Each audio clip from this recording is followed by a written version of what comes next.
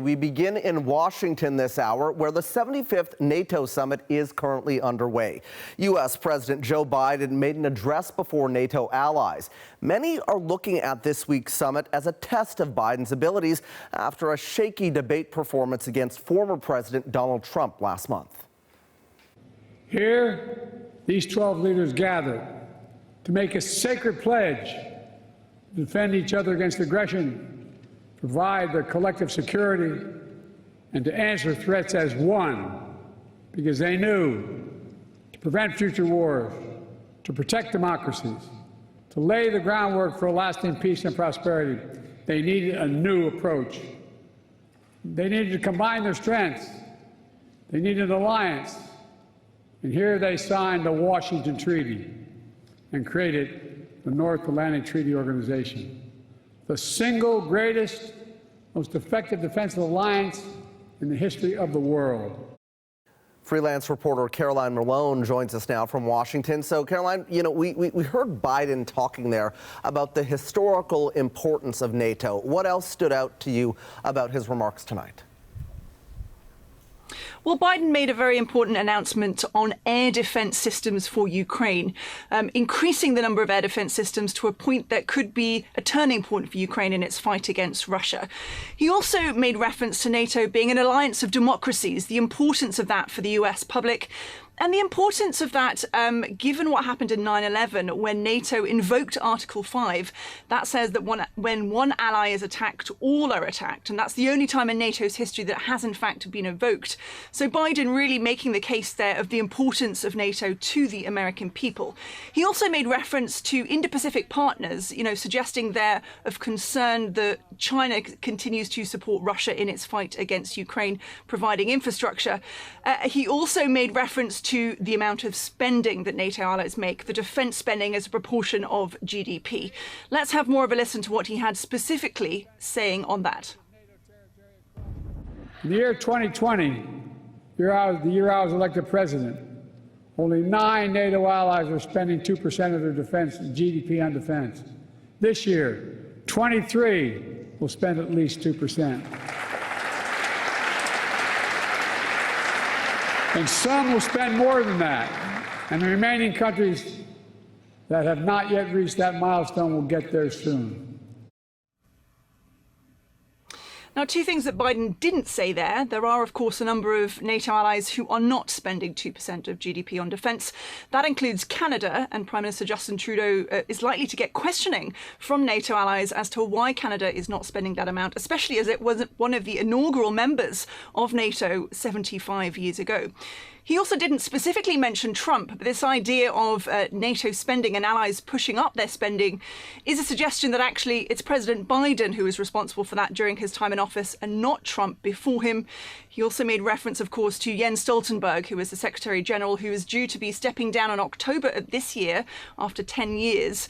And he gave him the highest honour from the US, the Presidential Medal, which he gave to Stoltenberg on the stage at this ceremony at the end of his speech, in quite a moving moment. It was apparently a surprise for Stoltenberg to receive this medal, but certainly shows the importance to Biden, to the US, to other NATO allies of this leadership that's been given by Jens Stoltenberg and the successes that NATO has had during his time in office. Biden has a lot of work to do, not only with world leaders during this summit, but within his own party, convincing Democrats that he can do the job. What can we expect this week? He absolutely does. He is under very strong scrutiny for every movement, everything that he says at the moment. The speech he gave today for NATO was largely smooth. He only made some small hiccups, but, every mistake is likely to be noticed at the moment because of this debate in which he gave a bad performance, and that's led, in some ways, to members of his own party questioning whether he should be their leader going forward. So Biden's had to hold behind closed-door meetings with governors, with lawmakers. He's due to actually later tonight speak with mayors across the United States to convince them that he is still the right candidate for the Democratic Party. But what we're also seeing is increasingly Democrats coming out and questioning whether he is the right candidate to challenge Trump going forward in this presidential election. And big events happening later this week for Biden. On Thursday, after the Indo-Pacific Partners Forum, we've got Jens Stoltenberg giving a press conference, and then Biden is giving a press conference. And at that point, it could be also question and answer sessions as well. So we won't have a prompter. It will be more like the debate in which it's off the cuff comments. And that'll be at the end of a very long week. So really, you can expect that Biden is under a lot of pressure this week, not just because he's being watched by people in his own country, but also these NATO leaders. That is freelance reporter Caroline Malone in Washington for us. Well, for more, we're joined now by Balkan Devlin. He is the director of the Transatlantic Program at the Macdonald-Laurier Institute, and we reach him tonight in Ottawa. Thanks for coming on the program once again. Thanks for having me, Travis. So, as Biden tries to contain the fallout from that debate performance last month, what did you make of his performance this afternoon? It was pretty smooth. As the previous guest pointed out, only a few missteps here and there. It did really help that there was, I think, a prompter, and he was in his element, making a very strong statement, both historically as well as making an important announcement when it comes to supporting Ukraine. So it was one of the more powerful and successful performances that he made tonight.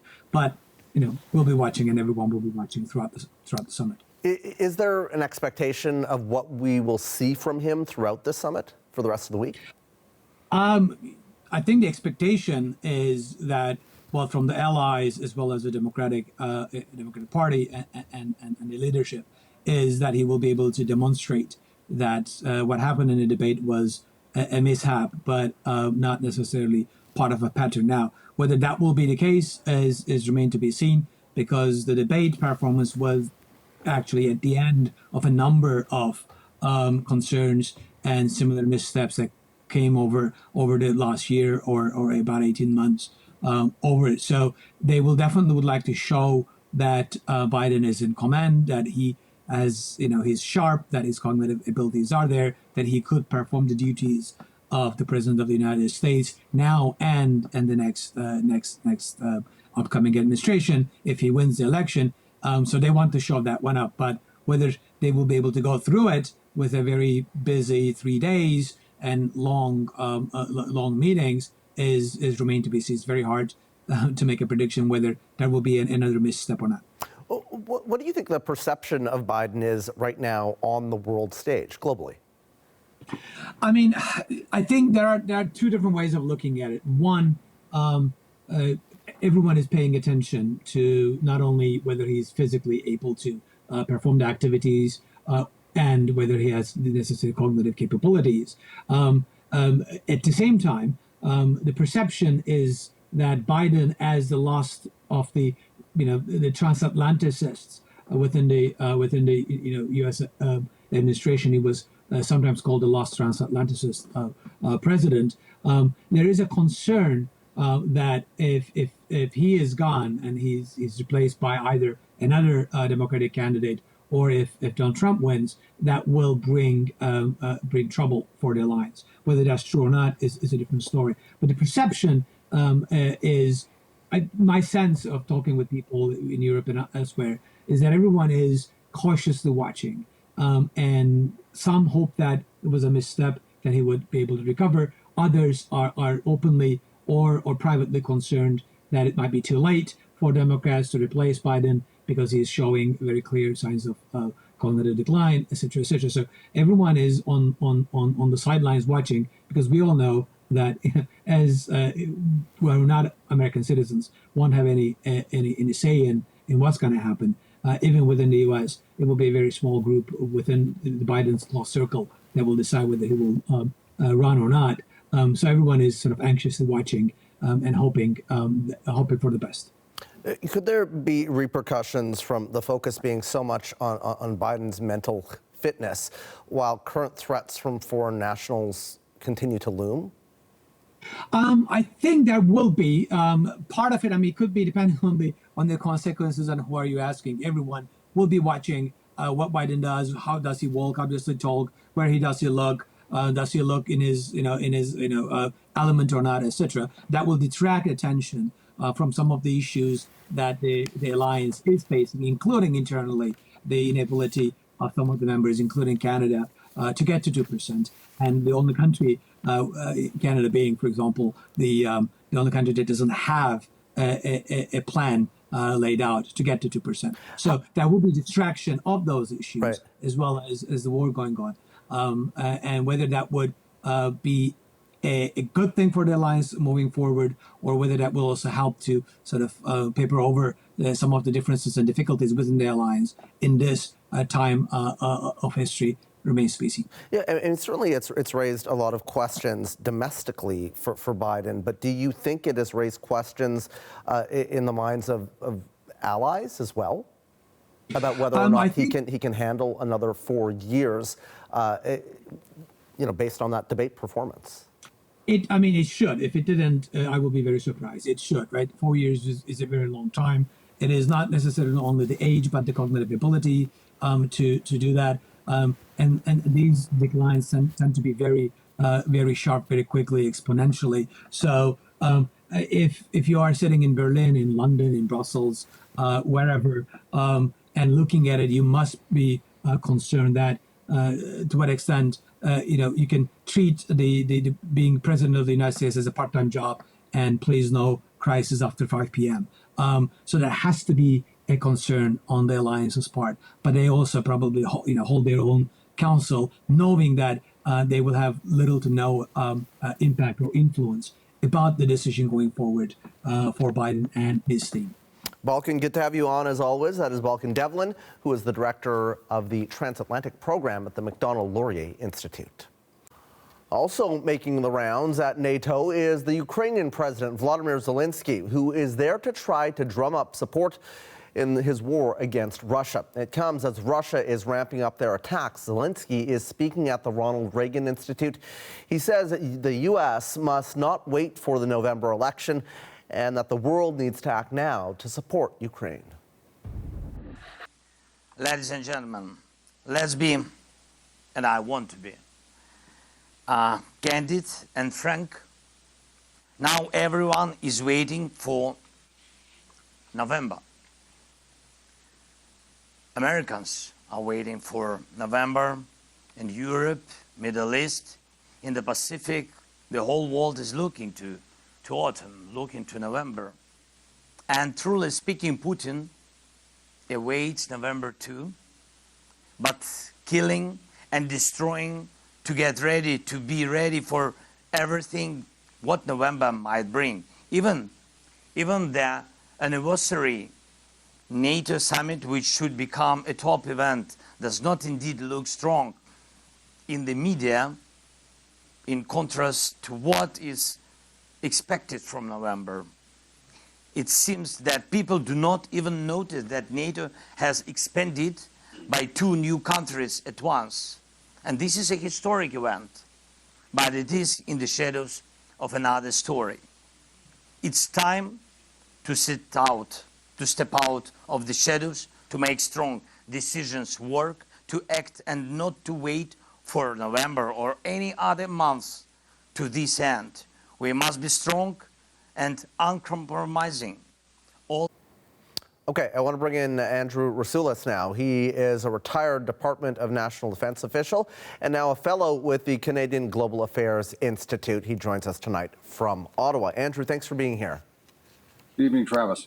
So let's talk about Zelenskyy in Washington right now, making the rounds during this NATO summit. Do you think he will be successful? And what do you make of this push by him to get more support for his country?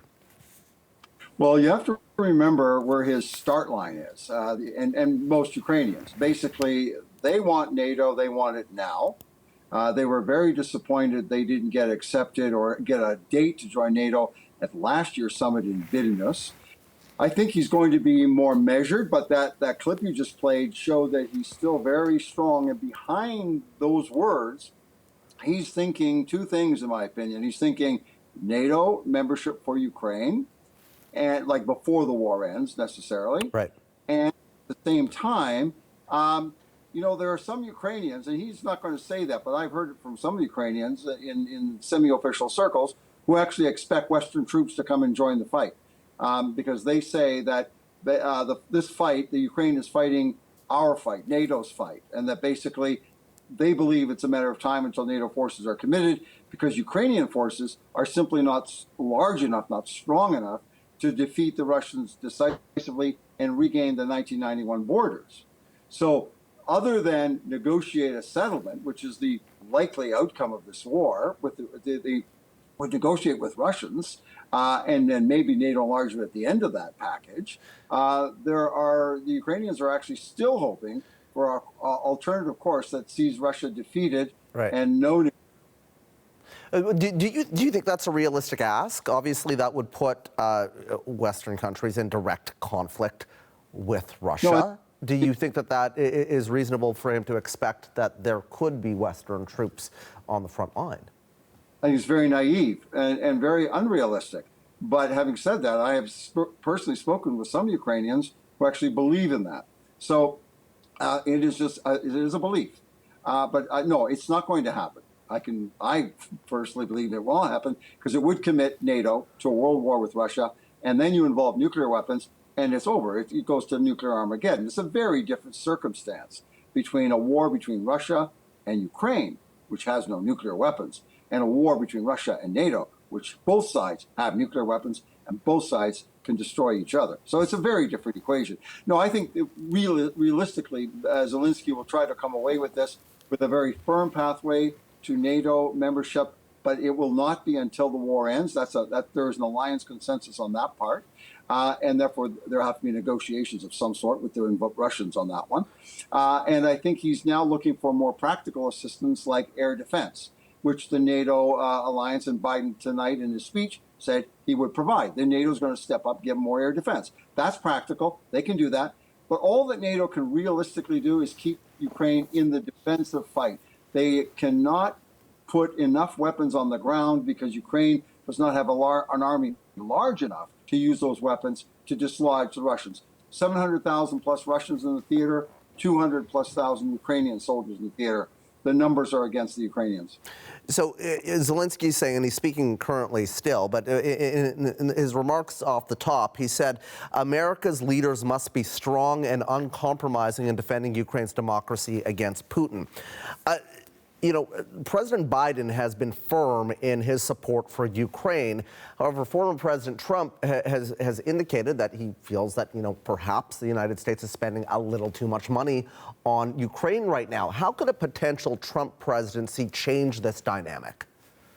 Well, they've been very clear about that. And Trump has said it, but also his defense experts have put together a plan. We only know the broad outline of the plan that Trump would implement should he be elected vis-a-vis Ukraine, Russia.